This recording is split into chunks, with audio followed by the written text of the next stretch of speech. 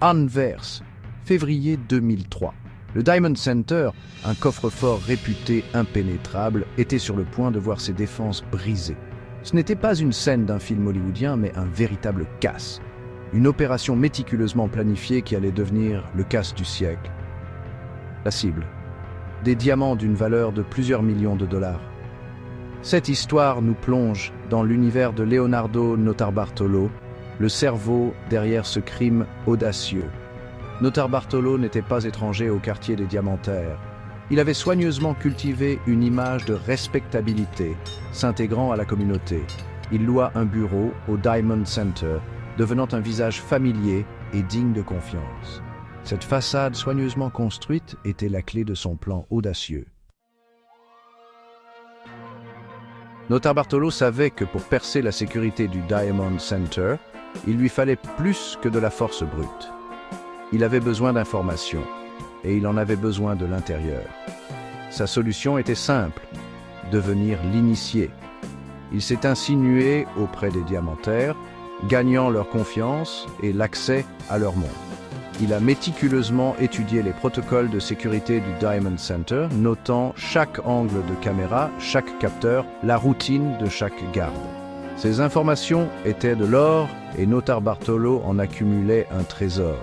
Il partagea ses découvertes avec son équipe, un groupe de criminels chevronnés, chacun expert dans son domaine.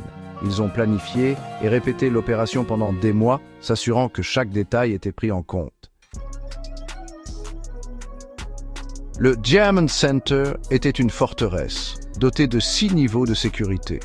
Caméras de surveillance, détecteurs de chaleur infrarouge, détecteurs de mouvement et serrures magnétiques. Des gardes armés patrouillaient dans ces couloirs, ajoutant une couche de protection supplémentaire. Mais Notarbartolo avait anticipé ces défis. Son équipe a contourné les caméras de surveillance à l'aide de tactiques ingénieuses et a désactivé les détecteurs de mouvement. Ils ont déchiffré le système complexe de verrouillage magnétique, accédant au cœur du coffre-fort. Même les capteurs infrarouges, conçus pour détecter la chaleur corporelle, ont été déjoués. L'équipe a utilisé des techniques astucieuses pour masquer leur signature thermique, se déplaçant comme des fantômes dans les couloirs fortement gardés. L'opération s'est déroulée sans accroc, l'équipe est entrée et sortie du Diamond Center sans être détectée, ne laissant aucune trace de sa présence.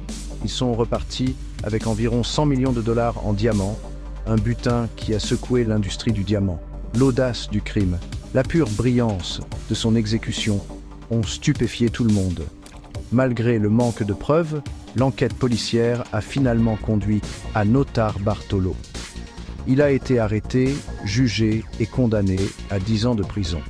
Mais le mystère ne s'arrête pas là. Les diamants volés n'ont jamais été retrouvés, ajoutant une autre couche d'intrigue à ce récit déjà captivant. Le casse d'Anvers reste un témoignage d'une planification méticuleuse, d'audace et de l'attrait éternel de l'inconnu. The Downton Judas,